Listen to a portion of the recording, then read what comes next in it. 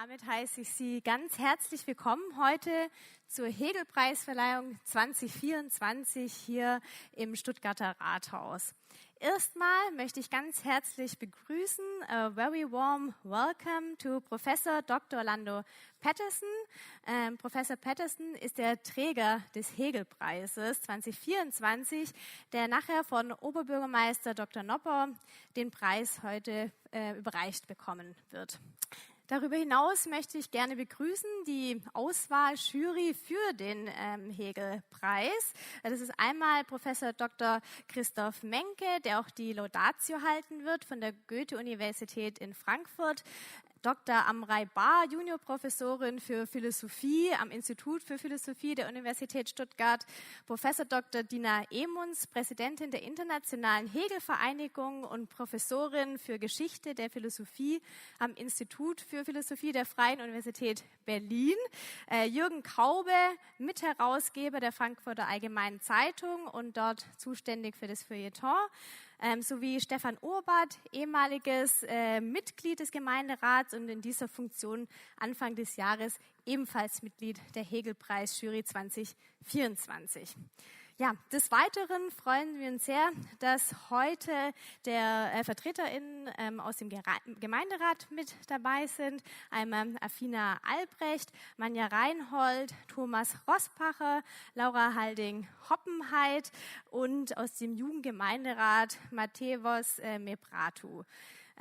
Darüber hinaus haben wir Marc Gegenfurtner, den Kulturamtsleiter der Stadt Stuttgart, mit dabei und Dr. Torben Giese. Einer unserer Ehrengäste, wo wir sehr froh sind, die mit dabei sind, ist der ehemalige Oberbürgermeister und Ehrenbürger der Stadt Stuttgart, Professor Dr. Wolfgang Schuster. Herzlich willkommen.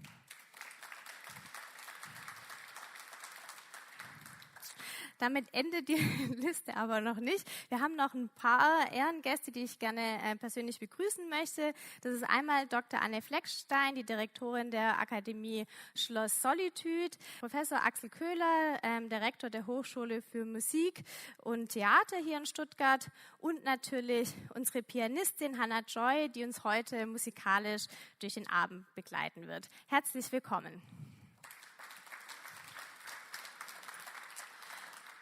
Den Programmablauf sehen Sie hinter mir auf dem großen Screen. Es gibt natürlich erstmal die offizielle Begrüßungsrede von unserem Oberbürgermeister der Landeshauptstadt Stuttgart, Dr. Frank Nopper. Anschließend wird die Hegel-Urkunde offiziell an Herrn Dr. Patterson verliehen. Wir haben auch kleine Programmhefte bei Ihnen auf den Stühlen, wie Sie sicherlich schon entdeckt haben. Und es wird eine Laudatio geben, eben von Professor Dr. Menke, Dankesworte von Professor Dr. Patterson und anschließend möchten wir Sie gern zu einem Stehempfang oben im 4. Obergeschoss einladen.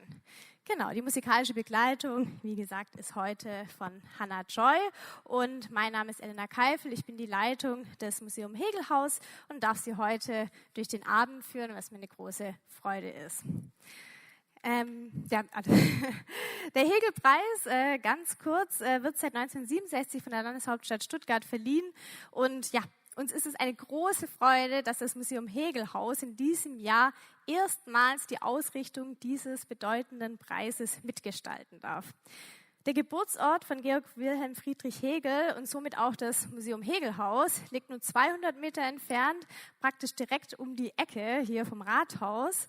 Und ja, unser Haus bietet ein breites Spektrum an Veranstaltungen, von Kinderprogrammen über philosophische Diskurse bis hin zu Escape Room Experiences. Und doch die Verleihung des Hegelpreises ist wirklich zweifellos ein besonderer Höhepunkt für uns in unserem Jahresprogramm dieses Jahr.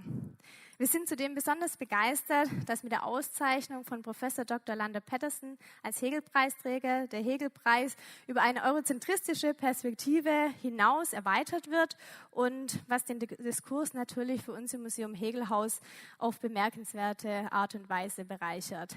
Und nun bitte ich Sie, Herr Oberbürgermeister Dr. Nopper, um Ihre Ansprache. Vielen Dank.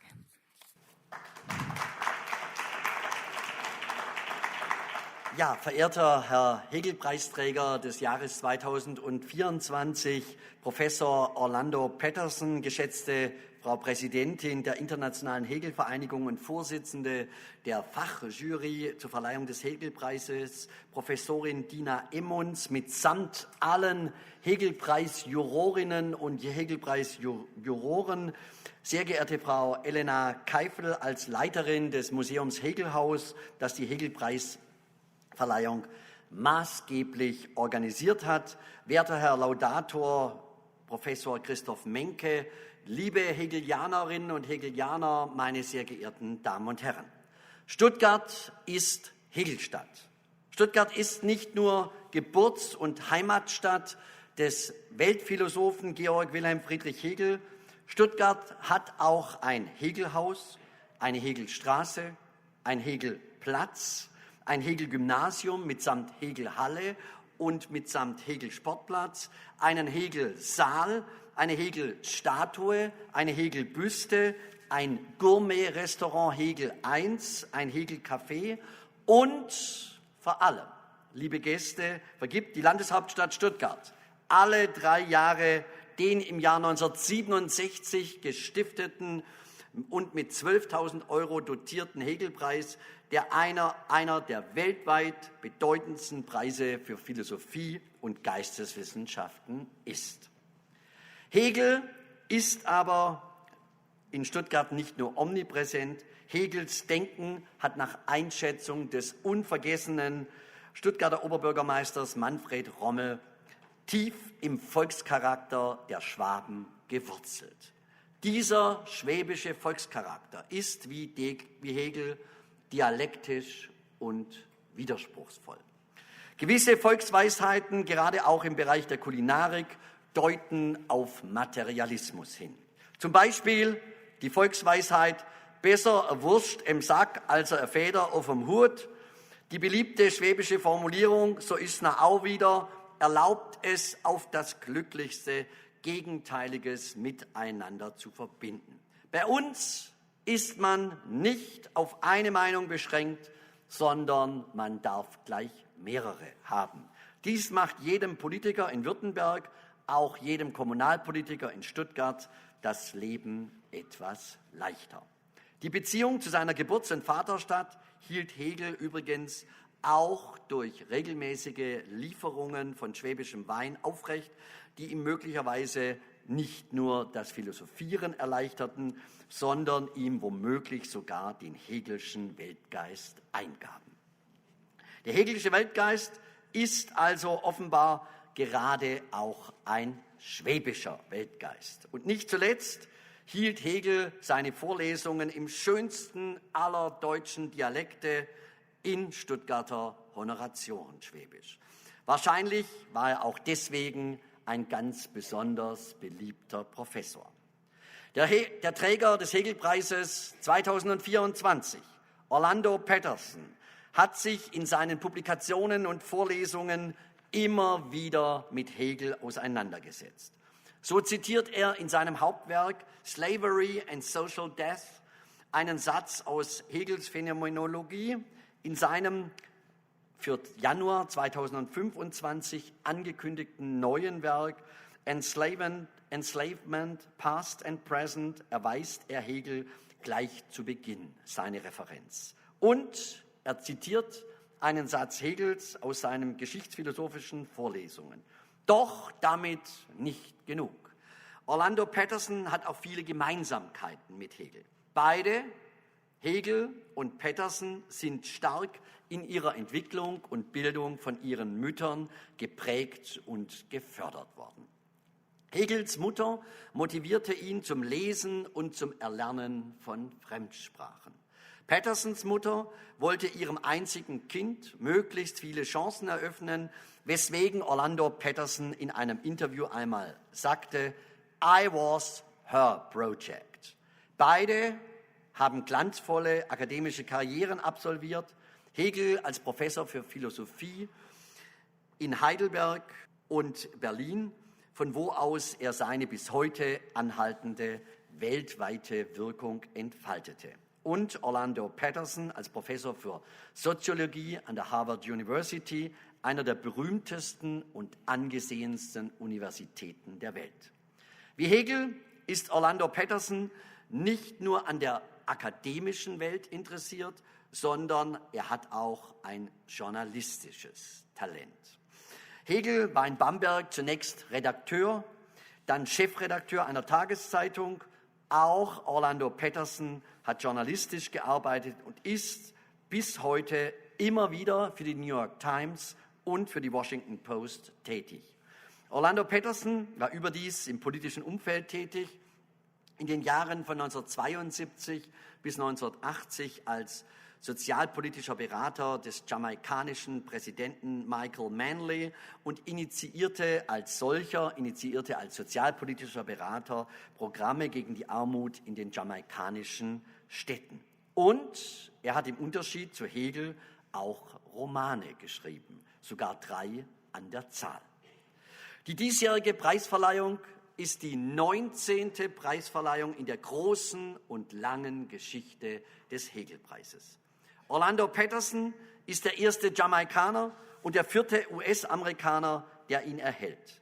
Die anderen Preisträger aus den Vereinigten Staaten waren Donald Davidson, Richard Sennett und Michael Tomasello. Orlando Patterson ist ein herausragender Soziologe. Er hat zahlreiche bedeutende Werke zur Sklaverei, zur Desintegration, zur Ausgrenzung, zur westlichen Kultur der Freiheit geschrieben. Seine Soziologie der Sklaverei ist ein Solitär in der Wissenschaft. Deswegen wäre es höchste Zeit, dass seine Schriften auch ins Deutsche übersetzt werden. Vielleicht motiviert die heutige Preisverleihung einen angesehenen Verlag hierzu.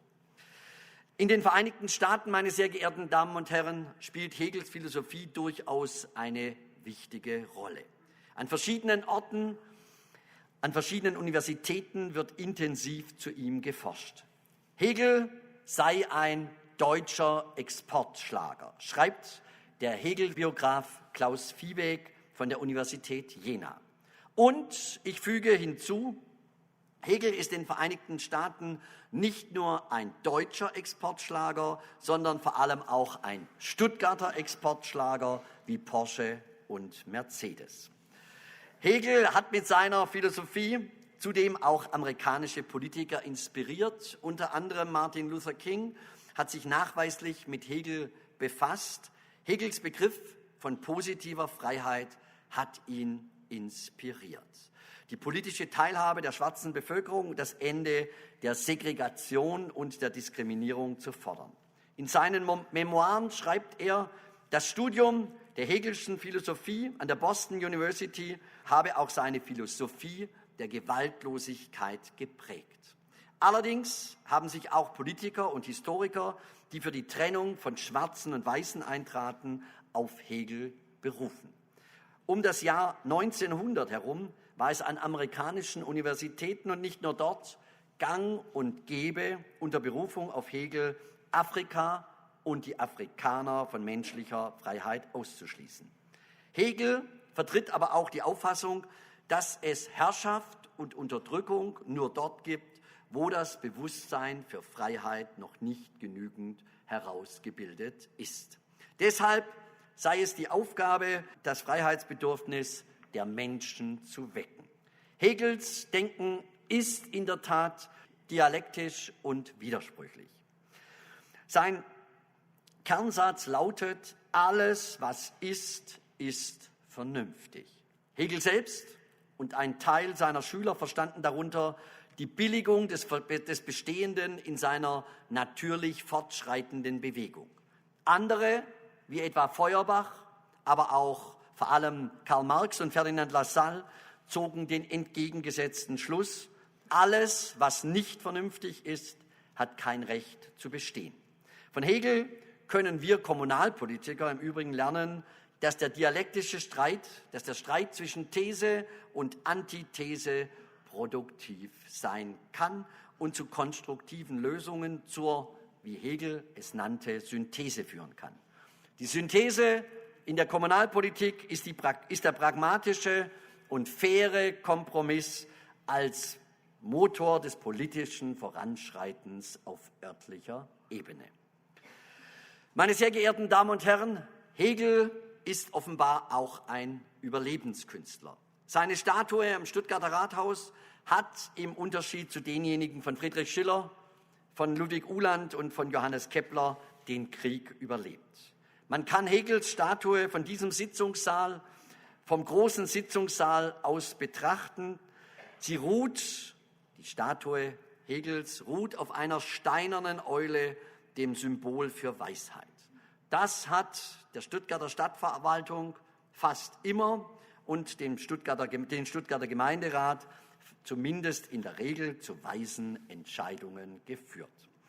Dies ist auch das beste Umfeld dafür, dass wir heute eine gelungene Hegel-Preis Verleihung im Hegelschen Geiste erleben.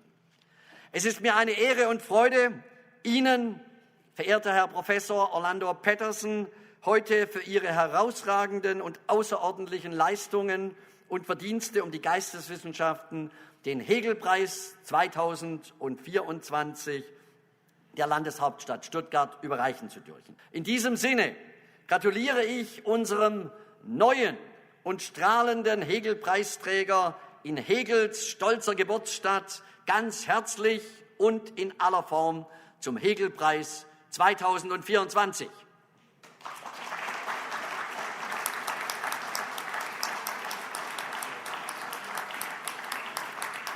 Und ich darf Professor Orlando Patterson nach vorne bitten.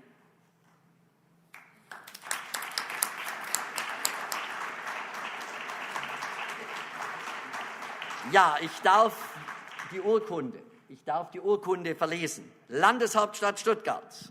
Die Landeshauptstadt Stuttgart und das Museum Hegel-Haus verleihen den Hegelpreis des Jahres 2024 an Professor Dr. Orlando Patterson. Der herausragende Soziologe und Autor wird mit dem Hegelpreis ausgezeichnet, um seine wegweisenden Forschungen zu Armut, Sklaverei und der westlichen Kultur der Freiheit zu würdigen. Stuttgart im Dezember 2024, der Oberbürgermeister. Herzlichen Glückwunsch.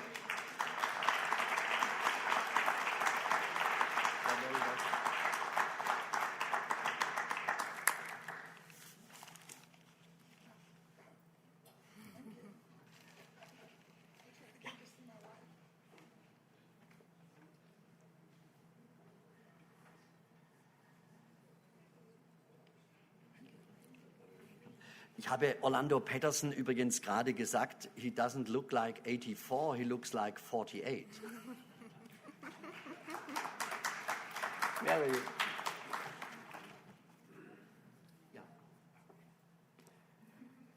Herr Dr. Menke ist Inhaber des Lehrstuhls für praktische Philosophie am Institut für Philosophie der Goethe-Universität Frankfurt am Main.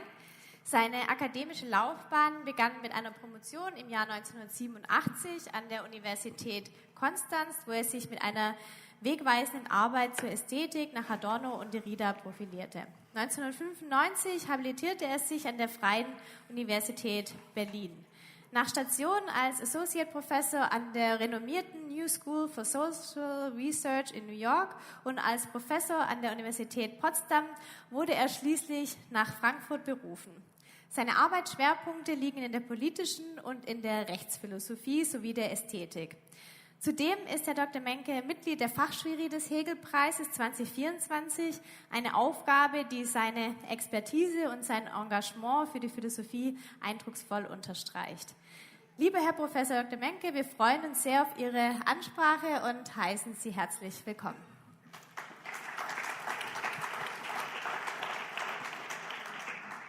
Ja, vielen Dank für die freundliche Einführung und für die Gelegenheit, hier sprechen zu dürfen. Ich begrüße Sie auch nochmal sehr herzlich alle und freue mich, dass ich hier ein paar Gedanken vorführen oder präsentieren darf, die Ihnen denjenigen vor allem vielleicht, die sein Werk, Orlando Pattersons Werk, noch nicht so gut kennen, begreiflich machen sollen, warum zumindest ich denke, ich spreche jetzt nicht für die Jury, die vielleicht auch einzelne andere Schwerpunkte setzen würde, warum zumindest ich denke, dass er der geradezu perfekte Preisträger für diesen Preis ist. Orlando Patterson hat im Lauf von 6 Jahrzehnten ein Werk hervorgebracht, dessen Vielfalt, und alle diese Worte, die ich jetzt sage, meine ich jeweils ernst, Breite, Tiefe, Gelehrsamkeit, Kühnheit und Wirksamkeit einzigartig ist.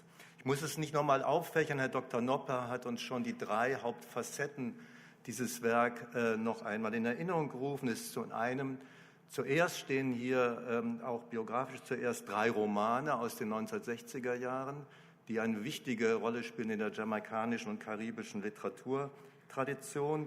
Dann aber vor allem die Lehre an bedeutenden Hochschulen in Jamaika, in Kingston, in London und in Boston, also Harvard. Und verbunden damit in diesen Jahrzehnten die Entwicklung eines Werkes, das sich der Erforschung der Sklaverei in einer Breite und Tiefe widmet, die, glaube ich, unvergleichlich ist. Und zwar der Sklaverei sowohl in ihrer gegenwärtigen oder überhaupt modernen, spezifisch kapitalistischen Gestalt, vor allem in den 2 oder 3 Amerikas, dann aber auch so etwas wie eine Welt- oder Globalgeschichte der Sklaverei, die ja ein Phänomen ist, die es in der Geschichte fast immer und überall gab, aber immer in einem Zug, wie Patterson zeigt, gleich ist, nämlich dass sie eine Beziehung totaler Macht ist. Eine Beziehung totaler Macht, also nicht relativer Entrechtung, sondern totaler Macht, in der es um die Lust und die Schrecken der Machtausübung von Menschen über Menschen geht. Und dann vor allem aber auch die komplexen und verstörenden und widersprüchlichen Formen des Fortwirkens der Sklaverei nach ihrer rechtlichen Abschaffung. Und der dritte Aspekt, an den Herr Dr. Nopper auch schon erinnert hat, ist die politische Tätigkeit von Orlando Patterson, und zwar tatsächlich als politischer Berater, als politisch Regierungsberater in Jamaika, nicht nur in den 1970er Jahren, sondern, wie ich beim Mittagessen erst gehört habe, auch in den letzten 3 Jahren im Feld der Erziehung und als scharfsichtiger Beobachter und urteilsstarker Kommentator des gegenwärtigen politischen Geschehens. Durch all dies, möchte ich sagen, gibt uns Orlando Patterson unendlich viel zu lernen. Aber mit dem Hegel-Preis ehren wir ihn nicht oder nicht nur für all das, was wir von ihm lernen können, von ihm als Wissenschaftler, als Soziologen und Historiker, als politischem Aktivisten und Analysten, sondern dafür, was er uns zu denken gibt. Und das ist es, was Patterson mit Hegel verbindet. Das ist kein und nicht vor allem ein Bezug der Texte, auch wenn sich Patterson gelegentlich, woran auch schon erinnert worden ist vorhin, direkt auf Hegel bezieht, sondern ist vor allem eine Verbindung in der Sache. Und diese Sache ist ein Problem, ja ein Paradox, das Paradox der Verbindung von Sklaverei und Freiheit, das Patterson mehrfach und nachdrücklich als die entscheidende Erfahrung beschrieben hat, von der sein Werk ausgeht und zu der es immer wieder zurückkehrt, die Kraft, die sein Denken antreibt und immer weiter treibt. Denn auflösen lässt sich dieses Paradox nicht. Es besteht, wie Patterson sagt, in dem zutiefst beunruhigenden Gedanken, dass die Sklaverei und die Freiheit sowohl historisch wie begrifflich, wie er sagt, innig und notwendig aufeinander bezogen sind. Denn gerade wenn die Freiheit der Sklaverei aufs Schärfste entgegengesetzt ist, das ist ja eine tiefe Einsicht von Hegel, die wir von ihm gelernt haben, ist sie eben dadurch zugleich untrennbar von ihr abhängig und mit ihr verbunden. Ohne die Erfahrung der Sklaverei kein, wie Hegel gesagt hat, Fortschritt im Bewusstsein der Freiheit. Ist also, fragt Patterson, die Freiheit nur durch die Sklaverei hindurch möglich geworden? Und was bedeutet dieses, wie er sagt, seltsame und verwirrende Rätsel, so heißt es am Ende dieser großen Abhandlung Slavery as Social Death, die schon erwähnt wurde, was bedeutet dieses seltsame und verwirrende Rätsel für die Idee der Freiheit? Sollen wir, ich zitiere Patterson, die Sklaverei für das schätzen, was sie angerichtet hat? Oder müssen wir unsere Vorstellung der Freiheit und den Wert, den wir ihr beimessen, hinterfragen? Ist die Freiheit durch ihr Hervorgehen aus der Erfahrung der Sklaverei unheilbar korrumpiert und nicht zu retten? dass sich Petersen wie kaum ein anderer den Abgründen dieser Dialektik stellt, die das Gegengesetzte aneinander fesselt, ist der erste Zug, der ihn mit Hegel verbindet. Die wahre Herausforderung durch Petersens Werk geht aber nicht nur einen, sondern zwei entscheidende Schritte weiter. Zwei Schritte, durch die uns Petersens Denken, wie ich im Folgenden umreißen möchte, ins Herz der Hegelschen Philosophie führt und uns eben dadurch den zentralen Gedanken Hegels völlig neu und anders, wie verwandelt sehen lässt. Der erste Schritt, den ich gerade schon genannt hatte, in dem Petersens Denken mit Hegel im Innersten kommuniziert, hat uns zu der Dialektik von Sklaverei und Freiheit geführt, zu der Einheit von Widerspruch und Einheit, der sie trennt und verbindet. Aber wie und wo, fragt Petersen dann weiter, vollzieht sich diese dialektische Verschlingung? Wer denkt sie und wie lebt man diese Verschlingung von Sklaverei und Freiheit? Petersens Antwort auf diese Frage ist eindeutig und klar und gerade dadurch irritierend und herausfordernd.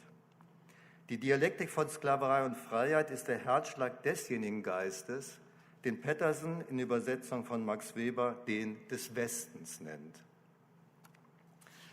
Nur hier, so heißt es gleich am Anfang von Petersens großer Untersuchung zur Geschichte der Freiheit, Freedom in the Making of Western Culture von 1991, wurde aus der Erfahrung der Sklaverei die Konsequenz der Freiheit gezogen. Daher und genau in diesem Sinn ist die Freiheit, so zeigt Petersen hier, nicht nur ein, sondern der westliche Wert. Der Wert, durch den sich der Westen definiert oder der Wert, der der Westen ist, also wohl kein Wert, sondern vielmehr die Idee oder das Gesetz des Westens, ohne die er nichts ist. Aber wenn man das erkennt, diese Konsequenz zieht und sagt, die Dialektik von Sklaverei und Freiheit hat ihre Entfaltung, ihre Praxis der Entfaltung in dem gefunden, was wir die westliche Kultur nennen können, muss man noch einen Schritt weitergehen. Das ist der dritte. Und wiederum mit und wie Hegel. Hegel nannte die westliche Welt, die sich im Bewusstsein des Fortschritts der Freiheit bildet, die germanische, wie Sie wahrscheinlich wissen, und meinte damit genau das Gegenteil. Er meinte die christliche Welt. Und das denkt und zeigt auch Petersen, aber auf ganz neue Weise. Das Christentum, genauer Paulus, steht nach Petersen nur deshalb am Anfang und im Zentrum der westlichen Welt, weil, und das heißt zugleich auch immer so weit und also nur sofern, das Christentum nichts anderes als die verinnerlichte, die praktizierte Dialektik ist. Das Christentum, so präsentiert uns Petersen, vor allem Paulus neu, ist das Denken der Sklaverei-Freiheitsdialektik. Das heißt es nach Paulus zu glauben. Zu glauben heißt paulinisch verstanden, den Prozess zu denken und ihn dadurch zu leben, indem die Sklaverei zur Freiheit führt. Der christliche Glaube ist paulinisch verstanden, so deutet ihn Petersen, die Praxis der Befreiung. Zwar haben auch bereits die Griechen in ihren radikalen Denkern, die Petersen eher in den Tragödien als unter den Philosophen findet, die Geburt der Idee der Freiheit aus der Erfahrung der Versklavung erfasst, aber dies ins Zentrum ihrer Erfahrung und ihres Wollens gestellt, haben nach Petersens Einsicht erst die durch Paulus Belehrten und Bekehrten, die sich dann die Christen nannten. Nun halten wir einen Moment inne und schauen, wohin wir damit gelangt sind. Ich habe an Petersens Selbstauskunft, die er wiederholt gegeben hat, in einem fantastischen Buch des Gesprächs mit Scott, den Vornamen habe ich gerade vergessen, Entschuldigung, in der er sehr genau über die einzelnen Stationen seines Lebens uns informiert und uns durch die Bildungsgeschichte seines Lebens hindurchführt. Also ich habe an Petersens Selbstauskunft, die er wiederholt gegeben hat, erinnert, dass ihn die Jahrzehnte historischer und soziologischer Untersuchung eines, also gut hegelisch, dreierlei gelehrt hat. Dass es ohne Sklaverei keine Entstehung der Freiheit gibt, dass dies die Erfahrung und Praxis des paulinischen Christentums ist und dass es nichts anderes als diese dialektische Erfahrung und Praxis sind, die die Tradition der Freiheit im Westen gestiftet haben. Näher kann man Hegels großem Vorhaben, die Welt, ihre Geschichte und ihre Ordnung in einer dialektischen Philosophie der Freiheit zu begreifen, nicht sein. Aber genau hier scheint mir im Moment der größten Nähe liegt zugleich der Bruch in der Verbindung von Petersen und Hegel. Und damit setzt ein Umbruch ein, in dem wir nicht mehr Petersen mit oder durch oder gar aus Hegel verstehen können, wie ich ihn bisher präsentiert hatte, als guten Hegelianer, könnte man sagen. Wir würden Petersens Denken vielmehr ganz falsch verstehen, wenn wir darin eine bloße Wiederholung des westlichen Selbstverständnisses sehen, das wie keine andere Hegels Philosophie ausgearbeitet hat. Das Selbstverständnis des Westens als der Kultur, die aus der Erfahrung der Sklaverei und der Knechtschaft die Konsequenz der Freiheit gezogen hat, die Konsequenz, dass die Freiheit die Wahrheit des Menschen ist. Es scheint mir, es ist aber genau umgekehrt. Es wäre nicht nur ein völliges Missverständnis, es wäre auch ein Missbrauch, vielleicht der größte Missbrauch, aus Petersens Werk eine bloße Bestätigung des durch Hegel artikulierten Selbstverständnisses des Westens als der ausgezeichneten Kultur der Freiheit zu ziehen. Wir müssen vielmehr umgekehrt, ja, das ist der Umbruch, den ich vorher meinte, Hegel und damit den Westen als eine Kultur der Freiheit durch Petersen neu und anders zu deuten lernen. Und lassen Sie mich das versuchen, ein bisschen zu beschreiben. Was lernen wir neu über Hegel aus Petersen und damit über uns, über unsere Tradition der Freiheit, über unser Verständnis von Freiheit durch Petersen? Dabei geht es darum, was man und wie man von beiden Seiten aus sehen kann. Von Stuttgart, Jena, Heidelberg, Berlin, also von Hegels Orten aus, oder von Kingston, Jamaika aus, in dessen komplexer, aus heterogenen Elementen gewobener und von antagonistischen Kräften zerrissener Welt die Figuren von Petersens früheren Romanen leben und zu deren monströser Urszene uns Petersens erste große Abhandlung zu der Gesellschaft der Sklaverei von 1967 zurückführt. Der Urszene Jamaikas, die er dort am Anfang gleich beschreibt, der Versuch der englischen Kolonisten, nach der vollständigen Ausrottung der indigenen Bevölkerung durch die spanischen Kolonisten zuvor, eine Gesellschaft zu errichten, die ohne jede Ordnung, gesetzlos, rechtlos ist, gegründet in nichts als dem Streben nach Macht und Gewinn, eine Gesellschaft als Nichtgesellschaft, als Hobbescher Naturzustand. Wenn daher Hegel und Petersen von diesen entgegengesetzten Orten her, also von hier und Berlin oder von Jamaika mit dieser Urszene, aus Paulus lesen, das Christentum als die Erfahrung der Dialektik von Sklaverei und Freiheit begreifen und daraus den Westen als die Kultur der Freiheit begründen, dann sagen und tun sie nicht dasselbe. Sklaverei, Freiheit, die Dialektik ihres Widerspruchs, das Christentum als deren Erfahrung und Entfaltung, alle diese Worte haben eine andere Bedeutung, wenn man sie von Berlin aus oder von Kingston aus sagt. Und daher auch, was es heißt, die Freiheit als den Wert des Westens und den Westen als die Kultur der Freiheit zu denken.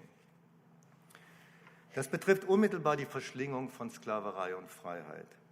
Denn von den Sklavereigesellschaften aus, die der Westen selbst in seinen Kolonien errichtet hat, ist sonnenklar, dass die Freiheit nicht allein deshalb mit der Sklaverei verbunden ist, weil die Geburt der Freiheit aus der und also durch die Sklaverei erfolgt ist, sondern dass die Freiheit bereits im Moment ihrer Geburt selbst wieder neue Sklaverei hervorbringt.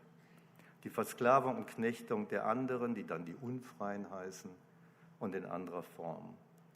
Wie Petersen gezeigt hat in seinem Freiheitsbuch, definiert dies, also die Hervorbringung neuer Sklaverei, die Geschichte der Freiheit, seitdem zuerst die Griechen sie zu ihrem Kampf- und Identifikationsbegriff erhoben haben. Und diese Geschichte, die Hervorbringung neuer Sklaverei aus der Freiheit, ist mit der rechtlichen Abschaffung der Sklaverei nicht zum Ende gekommen. Nicht nur gibt es weiter Sklaverei, die Ordnungen der Freiheit, die der Westen ausgebildet hat, haben selbst wieder Jamaika Sklaverei hervorgebracht. Sie beruhen auch dort noch auf ihrer Gewalt, wo sie rechtlich abgeschafft haben. Entscheidend ist aber die Schlussfolgerung, die Petersen aus seiner Doppeluntersuchung von Freiheit und Sklaverei zieht. Ich verstehe diese Schlussfolgerung so, dass sich die Dialektik von Sklaverei und Freiheit verdoppelt. Einmal Freiheit aus Sklaverei, Ja, ich bringe die Idee der Freiheit aus der Erfahrung der Sklaverei vor.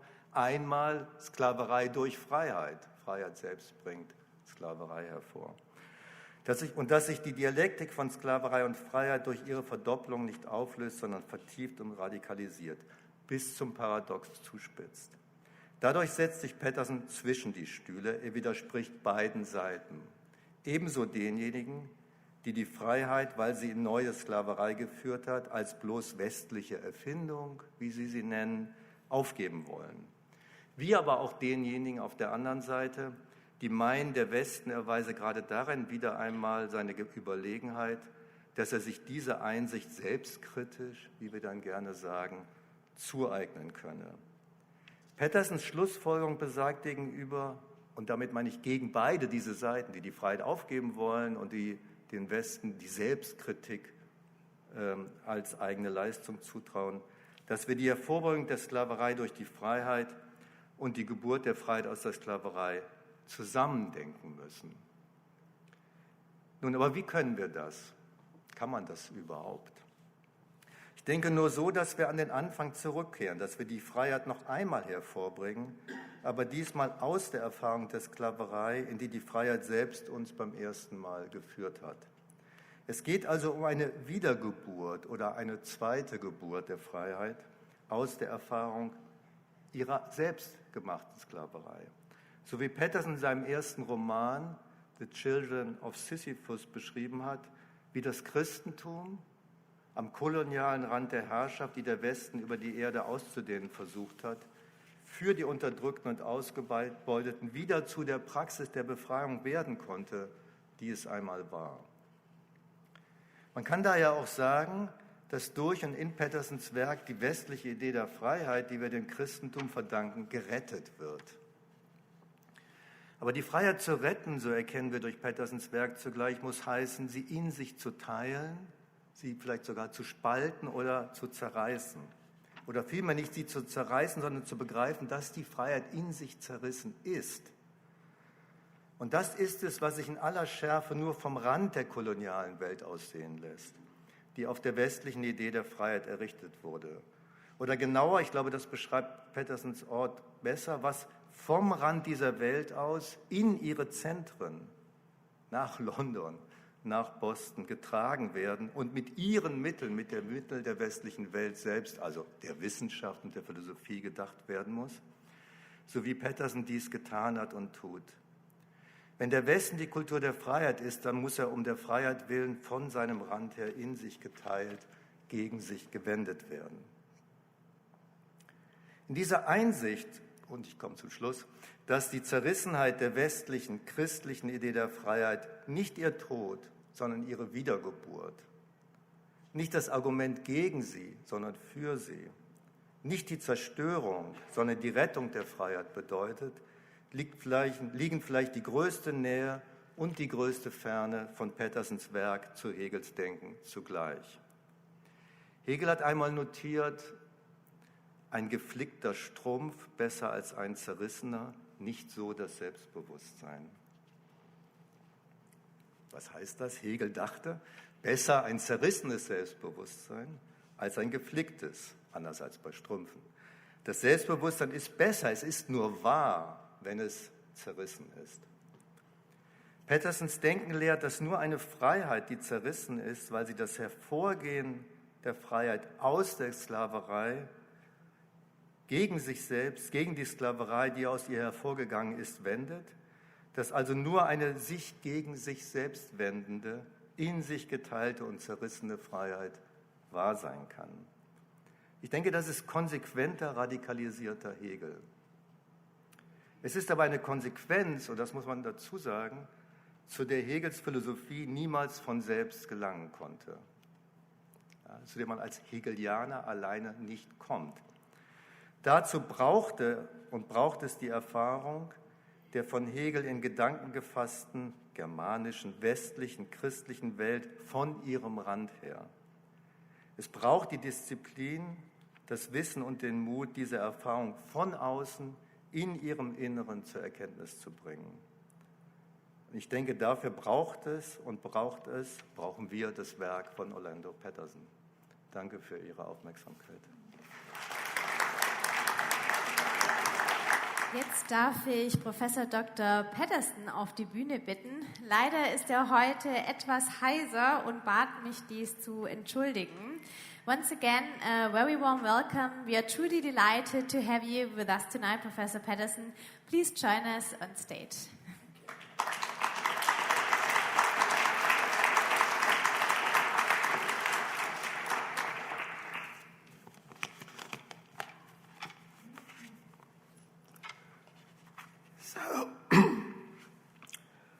Honorable Lord Mayor, Dr. Nopper, Professor Menke, members of the Prize Committee, Director of the Hegel-Haus Museum, Ms. Keifel, distinguished guests. It is with profound gratitude and humility that I stand before you today to receive the Hegel Prize in the historic city of Stuttgart. To be recognized in Hegel's name is an honor that resonates deeply, for Hegel has long been both my teacher and my adversary. Such is the paradox of engaging with a thinker of his stature. His ideas demand not blind acceptance, but intellectual struggle. Hegel himself would insist that truth emerges dialectically from contradiction and negation, not compliance. As he once famously wrote, "Spirit is power only by looking the negative in the face and struggling with it." I have spent a long time looking Hegel in the face. It is this spirit of productive tension that has guided my engagement with Hegel throughout my career. I was introduced to him more than 60 years ago by the Caribbean intellectual C.L.R. James, a fellow Hegelian, a Marxist, and a towering mind of the West Indies. It is to James, my mentor and fellow West Indian, that I dedicate the prize today. Freedom, as Hegel taught us, is the essence of history, a force unfolding through time, giving shape to human destiny. He famously claimed that history is nothing but the progress of freedom's realization, the evolution of human self-awareness as free beings. Such a claim, bold and idealistic, defined the very course of modernity and infused Western thought with an optimism that freedom would eventually prevail. At the close of the 20th century, it seemed as though this vision was coming to fruition. The collapse of the Soviet Union, the sweeping embrace of democratic ideals throughout the non-Western world, and Francis Fukuyama's proclamation of the end of history suggested that humanity had arrived at its Hegelian endpoint, a world governed by a rational, liberal state in which freedom would reign supreme. how different the world looks today. The dialectic has taken a darker turn. The world is witnessing a reversal of this historic promise, a threatened collapse of democracy, the rise of populist nationalism, and the decay of the values that once underpinned the free world. Most alarmingly, these developments are unfolding in the very heartland of the Western freedom. France, Britain, and America, where leaders exploit the rhetoric of liberty while undermining its most sacred principles. The political scientist Larry Diamond aptly calls this moment a democratic recession.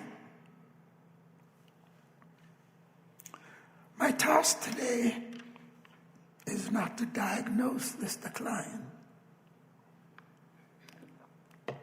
a challenge I gladly leave to political scientists, but to ask a more fundamental question, as Hegel himself would have done.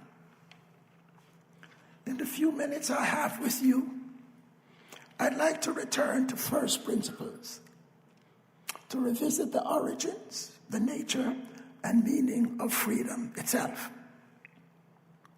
What is this freedom that we cherish so deeply and now fear losing? How did we arrive here? What was the Geist, the spirit of history, that brought us to this point? To answer these questions, as Hegel has taught us, we must begin at the beginning.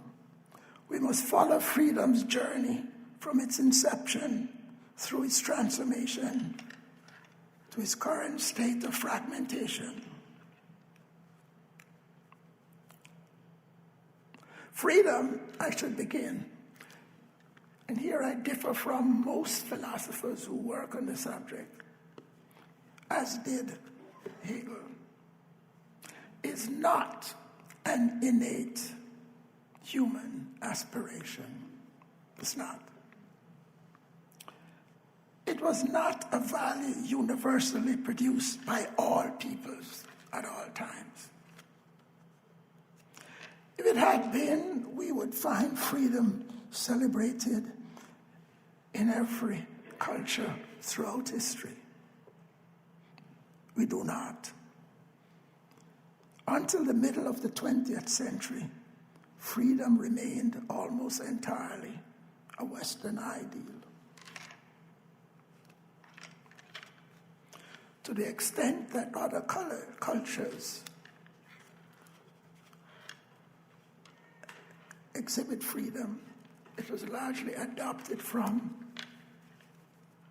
the West or imposed upon these countries at the point of a gun, as was true of Japan.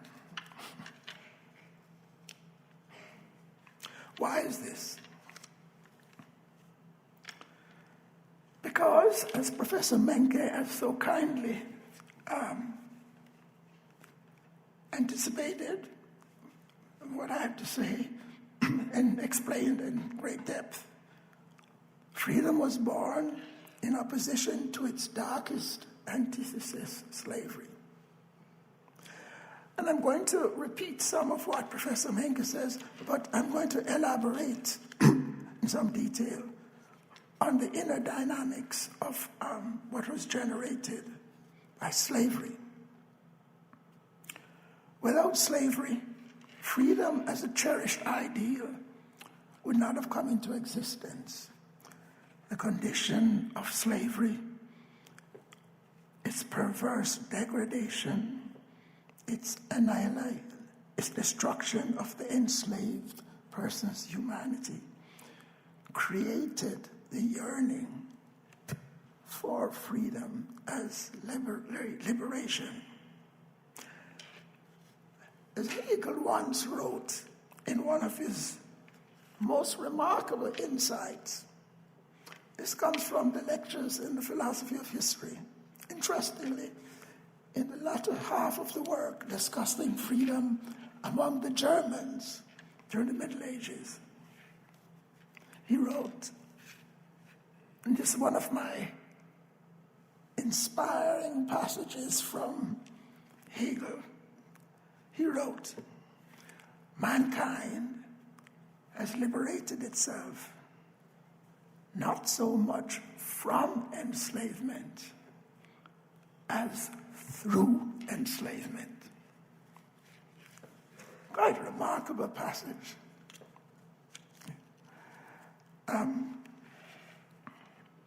Slavery imposes a unique form of domination.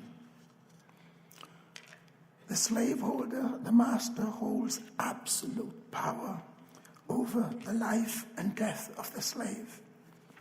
The slave is alienated from his ancestry and community, a condition I term natal alienation, and the slave is reduced to a state of social death, stripped of all recognition, honor, and autonomy.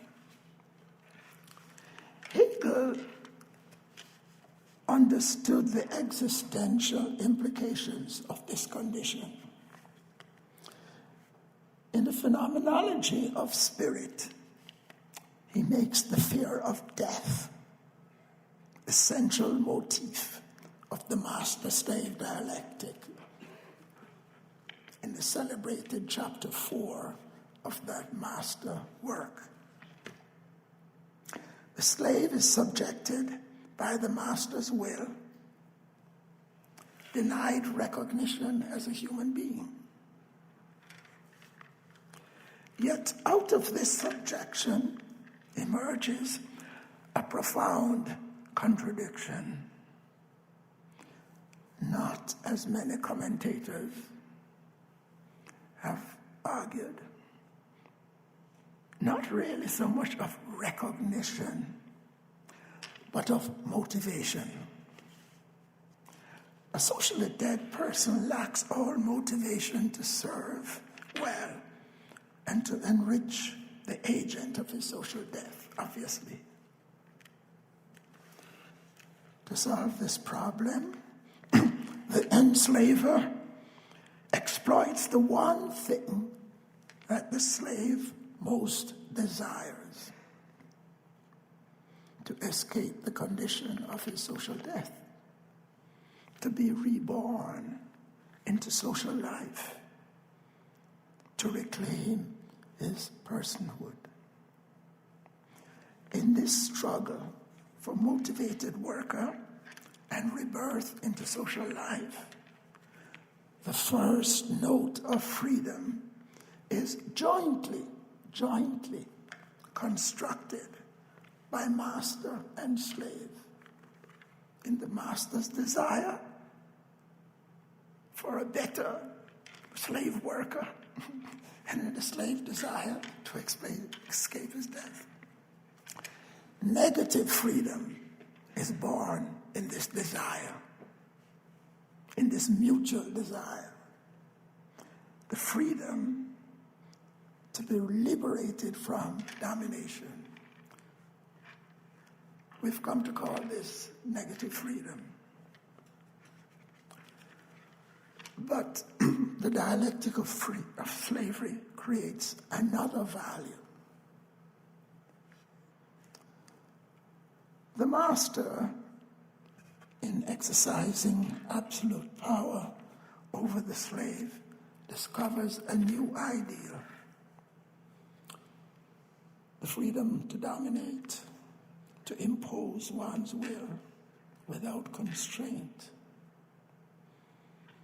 This does not happen outside of the master-slave relationship, even among the most primitive society, even among the most authoritarian society, there are always restraints on the power of people.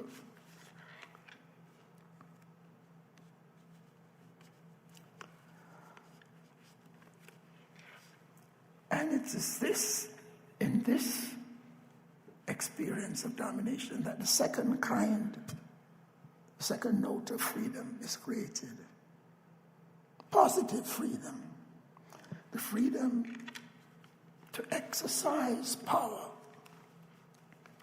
over this and others, and over oneself.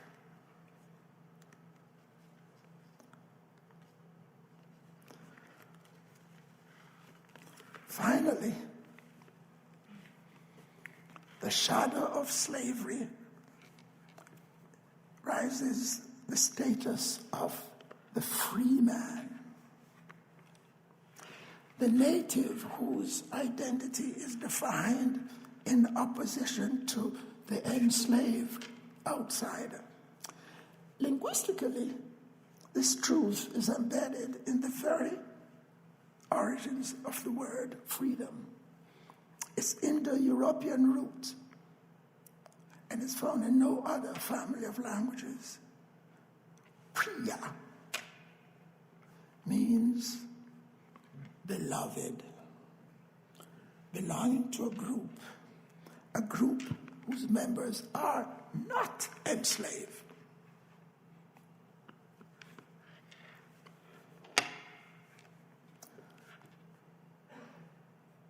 This is an unusual invention. Before slavery, there's no need for a group to go around saying, I'm free. Why?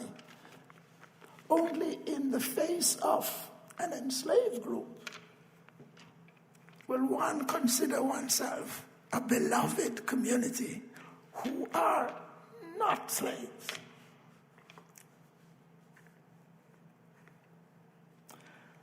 And it's in this third element of freedom, in this third condition, the third element of freedom or note is found.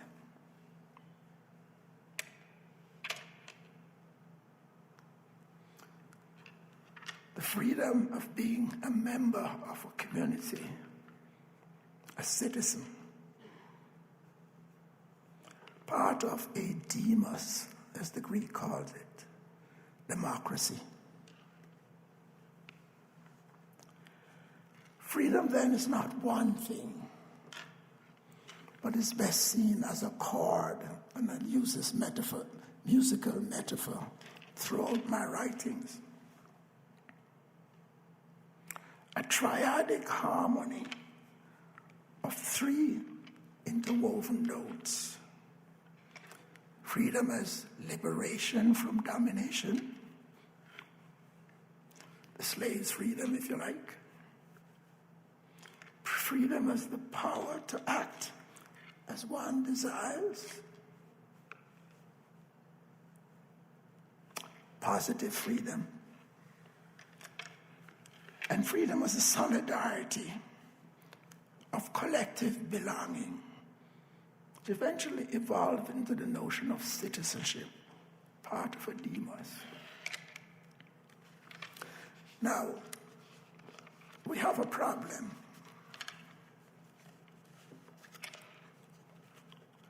If slavery was universal, and my work has shown that slavery is found all over the world, and if freedom has its origin in slavery, why didn't freedom exist all over the world? Why only in the West? Hegel, by the way, grappled with this question. He saw the emergence of freedom as the unique product of the Western Geist, a restless spirit that propelled Western humanity to self-realization. I agree with Hegel's historical conclusion that freedom became central to the West,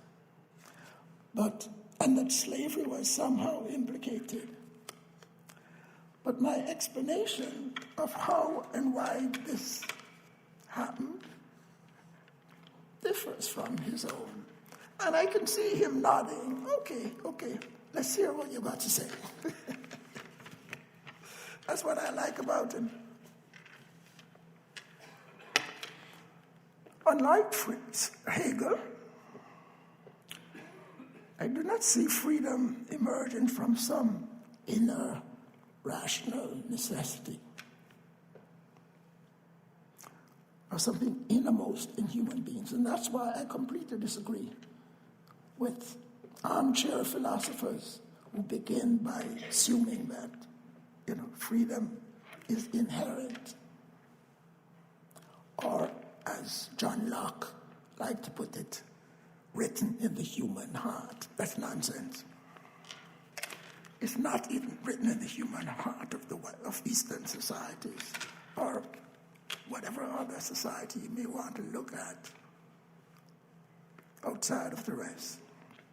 Rather, it was forged through specific socio-historical conditions and struggles unique to the West. For freedom,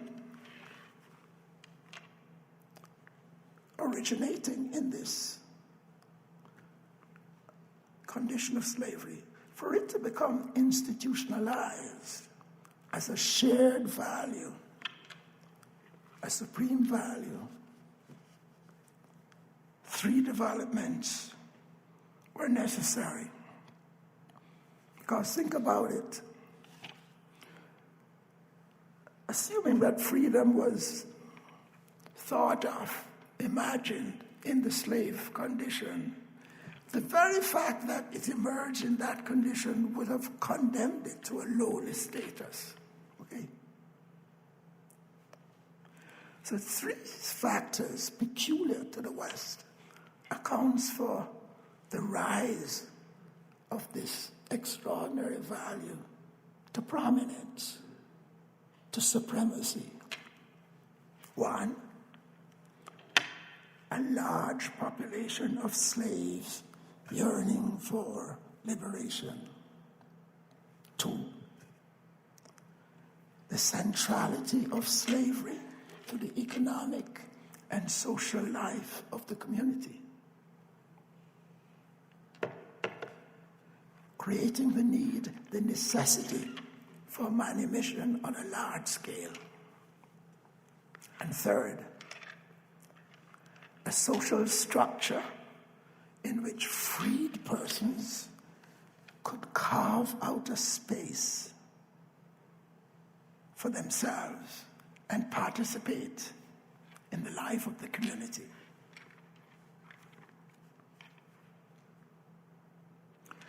What historians have come to call a slave society, as distinct from simply a society with slaves, a large-scale slave society. Now, this condition emerged first and only in ancient Greece, especially Athens, beginning in the 6th century and expanding through the 5th century.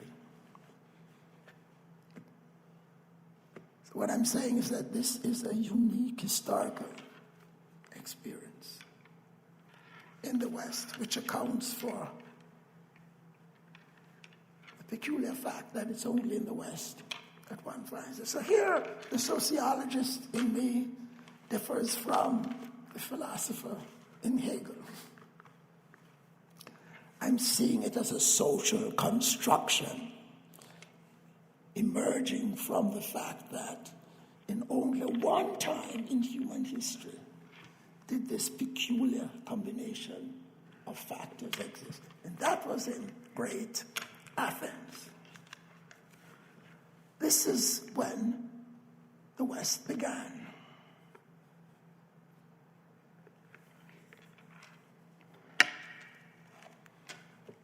a great slave society emerged.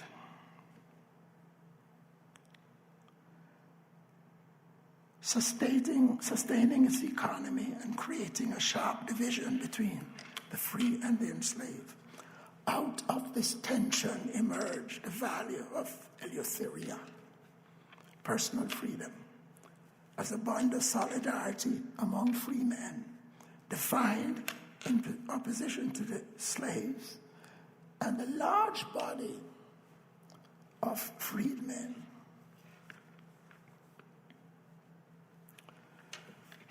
But Greece's legacy did not end here. In the 4th century BC, philosophers like Plato began to reinterpret freedom as an inner ideal. Outer freedom, freedom from domination, became a metaphor for inner freedom in Plato. And slavery, by the way, was central to Plato's thought, for those of you who aren't aware of it. The late great Princeton classicist, Gregory Vlastos, has devoted a lifetime of study showing the extraordinary role of slavery in Plato's thought. He internalized the idea. The mastery of reason over the soul's basest desires. Outer freedom was interjected in that way. For Plato, the unfree person was enslaved to his passions internally. He can have true belief but cannot know the truth of his belief. While true freedom meant rational discipline of the self, the inner self. So this idea of interjecting the outer experience of freedom out of slavery long preceded Christianity. Of course, it's a model in Stoicism, which Hegel, of course, spent a lot of time pondering and was somewhat critical of in ways I don't entirely agree, but that's another story.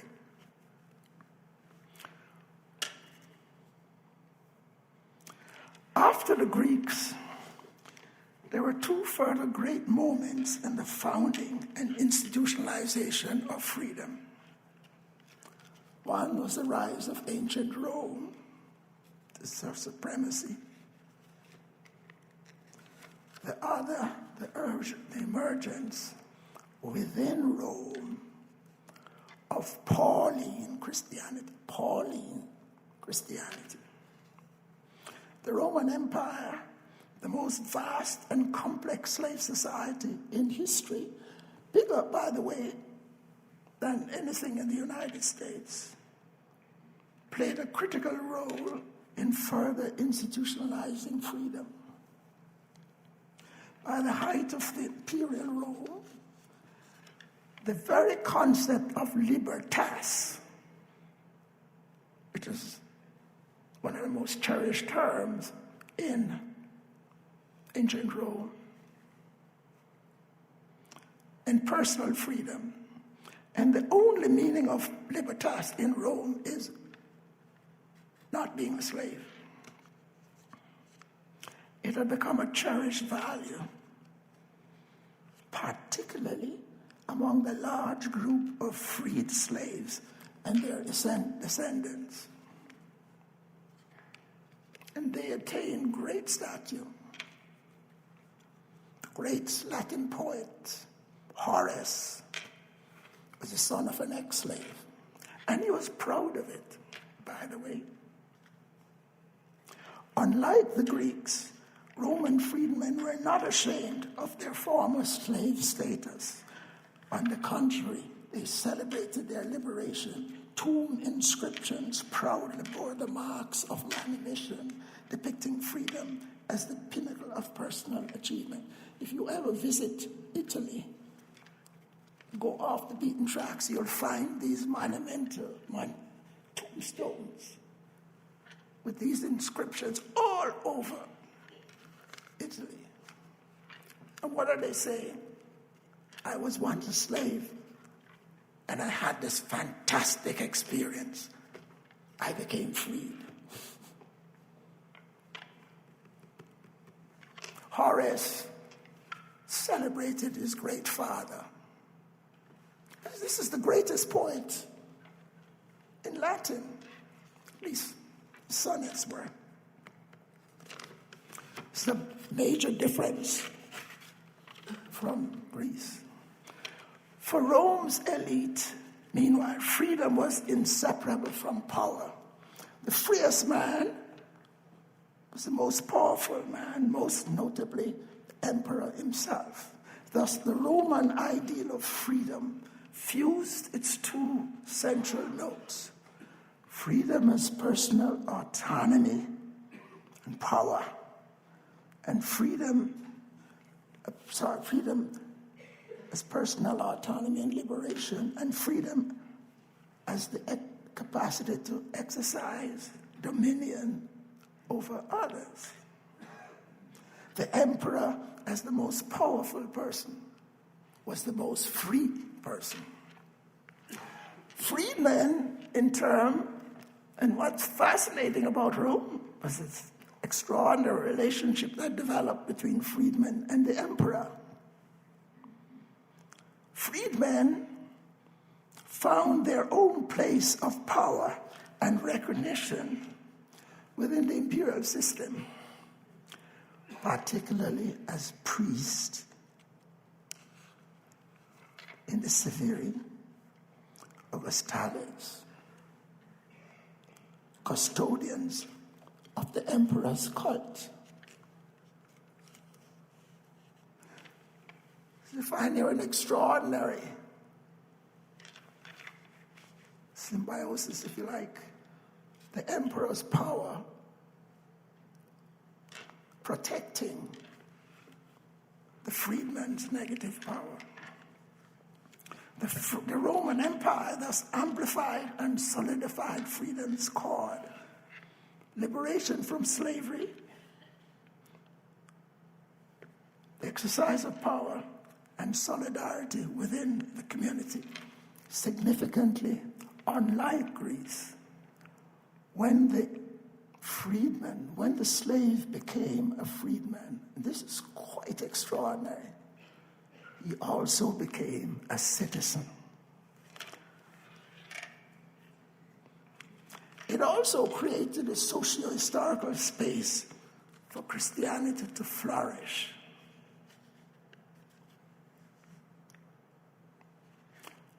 Like Hegel, I think Christianity is central to the rise of freedom and to the rise of the West. As the gospel, but we differ on how this happened. Again, I'm staring him in the face. As the gospel spread through the cities of Corinth, Ephesus, and Rome, Paul's message of spiritual liberation resonated deeply with freedmen and enslaved alike.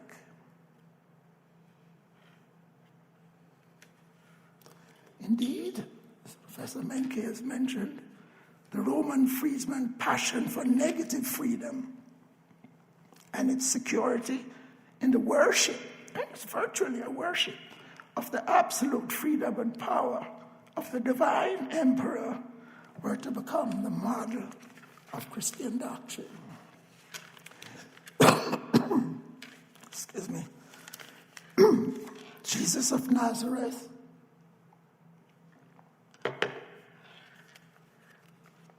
didn't have much to say about freedom, but of salvation, preparing his followers for the coming kingdom of God.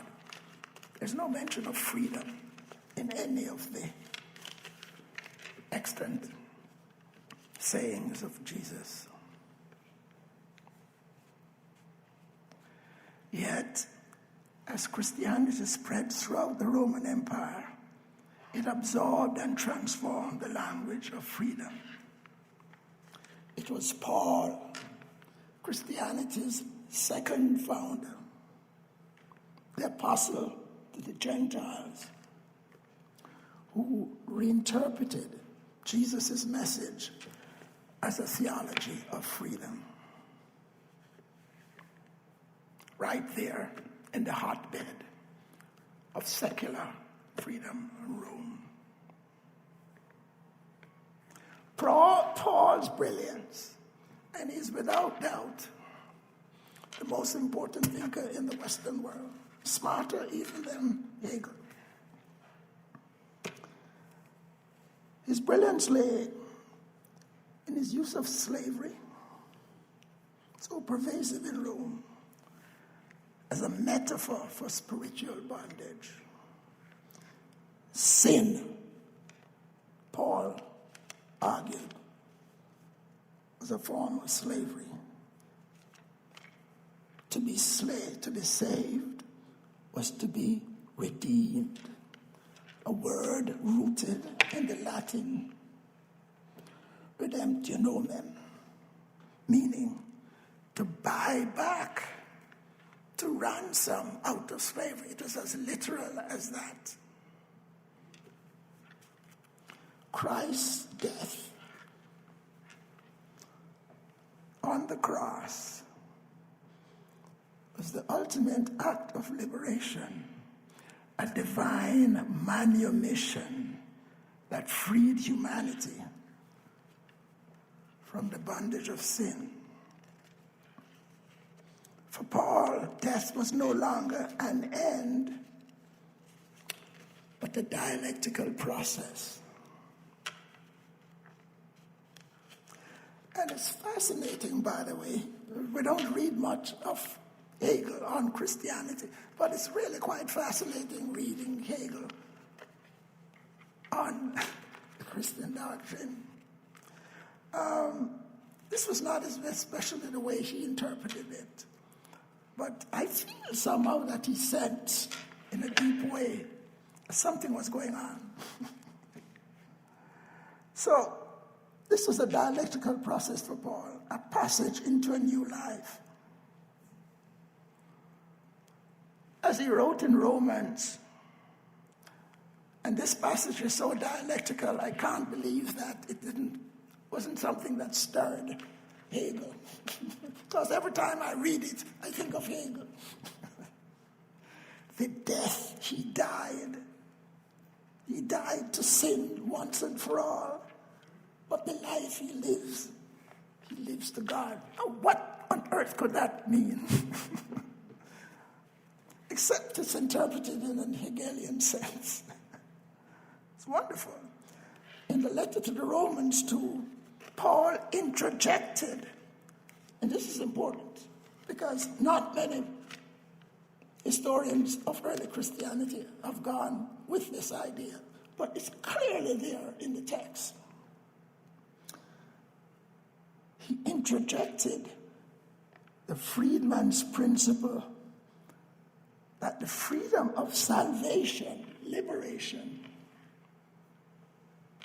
celebrated in the earlier letter to the Galatians, and it was the earlier letter even though it was placed later in the New Testament, found protection and its greatest expression in surrender to the absolute freedom and power of God. This was a direct analog to the freedman celebration of the divinity of Augustus, who had perfect freedom and protect the freedom. And in fact, in the final analysis, as Paul said, enslavement to God is the ultimate freedom. Now, what could be more Hegelian than that? But anyway, that is how I see it. With Christianity, the Western world's concept of freedom attained a new and profound depth. Freedom became a condition not just of the body or the community, but of the soul. In this vision, Liberation was not only from domination, but also from the history of sin and death. The enslaved spirit, Paul taught, could achieve through freedom, through faith in Christ, a freedom that transcends worldly suffering and temporal conditions. Hegel, steeped in Christian philosophy, theology, understood this synthesis. Christianity for him represented a profound reconciliation of freedom's dialectical tensions, the individual's freedom, the collective unity of the church, and the rational, ethical structure of divine order. In this way, the Christian legacy embedded the idea of freedom into the very consciousness of the West. The synthesis of Greek philosophy, Roman liberty, and Christian salvation formed the bedrock of Western freedom. Yet, freedom's development did not end there. From its inception, there were contradictions inherent in both the content and the harmony of this great cultural triad. Each note had both a good and evil possibilities. Positive freedom achieves goodness in its Platonic aspect of self-control, power over one's base, selfish instincts, and the capacity to realize the good ends one defines for oneself. What today, especially among feminist theorists of freedom, is known as empowerment. It's also what the Indian Nobel economist and philosopher Amartya Sen described as capability, defining for oneself the life one wants.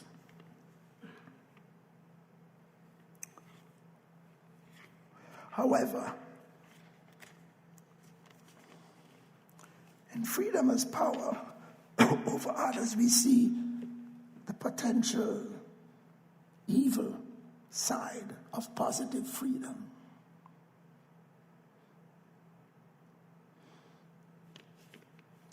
Dominating others, so it is still there. Likewise, freedom as emancipation, negative freedom, has a good side, obviously, in the independence of one's being. The independent spirit cherished by Hegel. There was a lot to say on this. But negative freedom, as Hegel repeatedly warned, can become the pursuit of selfishness, the complete neglect of one's obligations to one's community. Finally, democracy, membership in the beloved community, can also deteriorate to hatred and contempt for those who do not belong, seeing others as inferior and not worthy of incorporation into the beloved community of freeborn citizens. When democracy becomes an inclusive form of exclusiveness, or an exclusive form of inclusiveness, it descends to the evils of chauvinism and the dehumanization of the outsider, who become murderers, rapists, whatever horrible thing you can think of them. And we saw a perfect example of this in America's most recent election. A second kind of problem in the triad of freedom is the danger of fragmentation. For freedom to thrive, all three notes of the chord must play in harmony. When one note dominates, captured by certain groups who play it at the expense of the other, and you can easily imagine what I'm talking about. Think of the use of liberalism. The chord of freedom is shattered and disharmony emerges.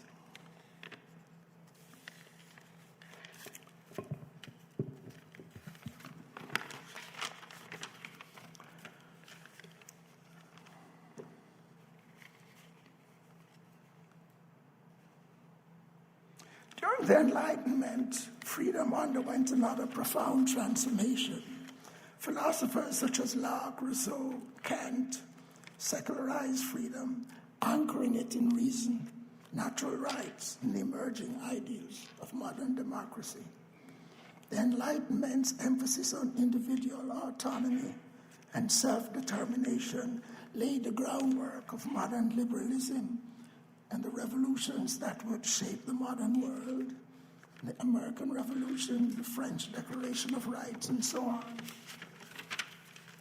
Hegel, writing in the wake of these upheavals, sought to reconcile freedom's conflicting dimensions. For Hegel, true freedom was not merely the absence of constraint or the ability to exercise power, positive freedom. It was the integration of individual autonomy with rational, ethical structure of society. Freedom, he argued, achieves its highest form, the ethical life realized through the family, civil society, and the state. In this way, Hegel's vision transcended both liberal individualism and authoritarian state power, offering a synthesis that remains as relevant today as it was in his time. Where does this leave us? If I may conclude. At the height of the post-war era, the West came closer than ever to achieving freedom's triadic harmony. The welfare states of Europe, and to a lesser extent, post-war America, provided a balance between negative freedom, the right to do as one pleases, positive freedom, the capacity to achieve one's goals, empowerment, and collective freedom, democratic solidarity, and the rule of law. Yet, as we enter the 21st century, the harmony began to unravel. Neoliberalism, an ideology that prizes individual autonomy at the expense of community and equality, has distorted the chord of freedom. Negative freedom, the freedom from constraint, has been elevated to such an extreme that it now undermines the other notes of the triad. The rich and the powerful have exploited this imbalance, using their positive freedom to accumulate obscene levels of wealth and power while eroding the freedom of others. In America today, 3 individuals, 3, own more than the entire bottom 50% of America. Think about that. What would Hegel have thought of that? 3 individuals in the richest country in the world owning more than the bottom half of the entire economy. I assume you don't have such an affair in Germany. Not yet.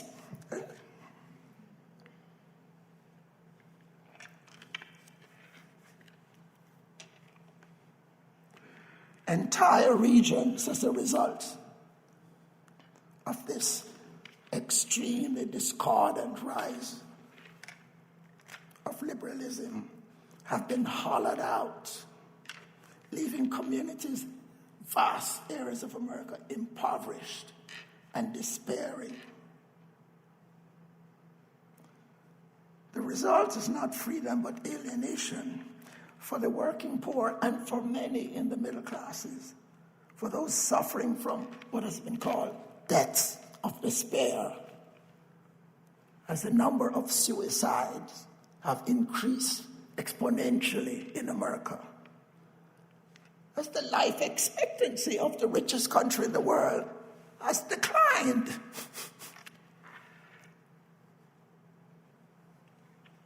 For communities fractured by economic collapse, freedom has lost its meaning. This fragmentation has opened the door to the false gospel of populist authoritarianism.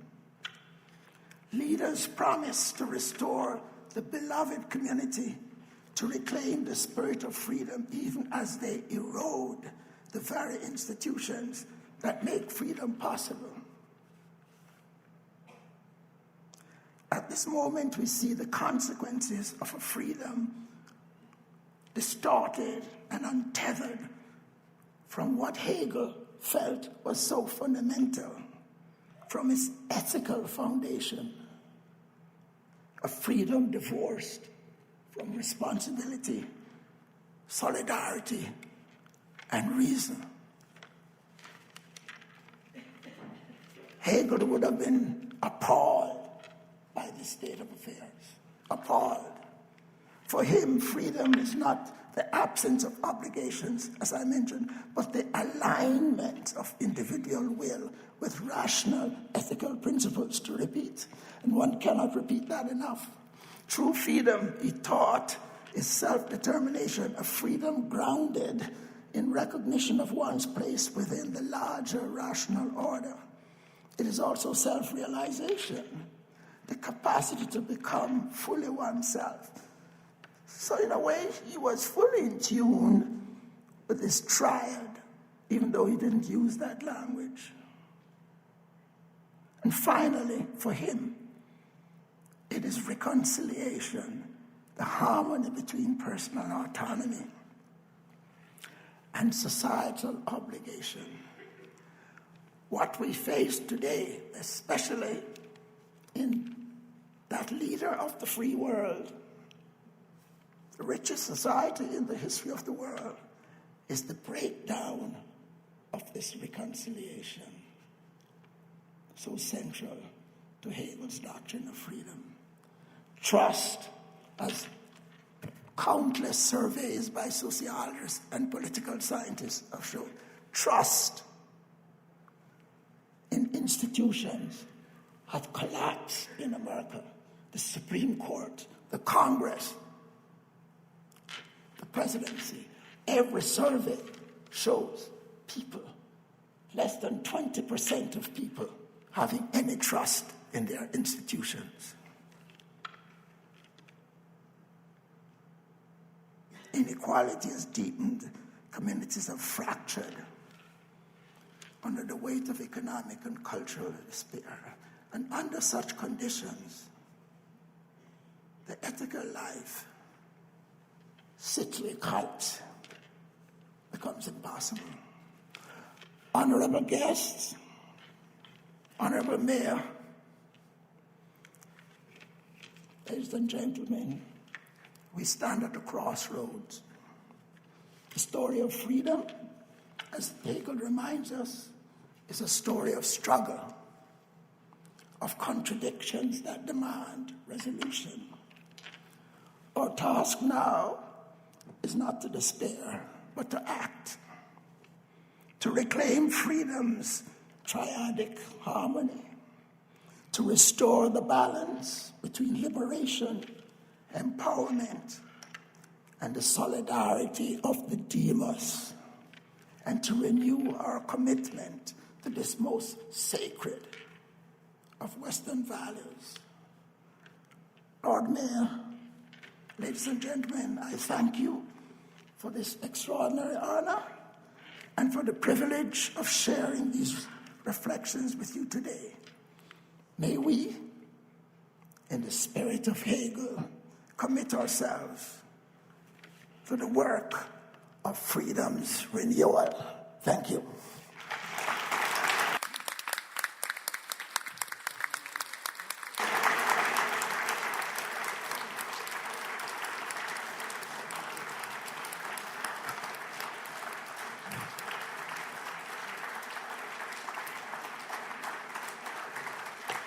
Thank you.